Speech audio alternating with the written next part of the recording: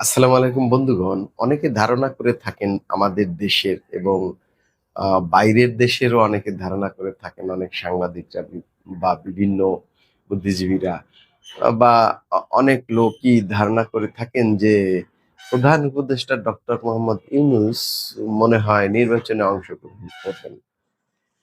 কিন্তু তিনি এই বিষয়টা খোলাসা করেছেন, স্পষ্ট করেছেন যে তিনি ব্যক্তিগতভাবে নির্বাচনে অংশগ্রহণ করবেন না এবং তিনি নির্বাচনে অংশগ্রহণ করার মতো লোক নন, এভাবেই তিনি বলেছেন। অ্যা আসলে উনি প্রধান উপদেষ্টা একজন সম্মানীয় ব্যক্তি।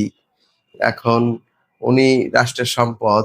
উনি ওনাকে রাষ্ট্রের বিভিন্ন অ উন্নয়ন কিংবা বিভিন্ন গুরুত্বপূর্ণ কাজে ওনাকে অংশগ্রহণ করিয়ে রাখা উচিত। নির্বাচনে যদি অংশগ্রহণ নাও করেন, তবু দেখা যাক আগামী নির্বাচনে আ যে দল জিতবে তারা ওনাকে কিভাবে আ গ্রহণ করে রাখেন বা কোন পদে রাখেন বা উনাকে রাষ্ট্রের প্রয়োজনে কিভাবে অংশগ্রহণ করান।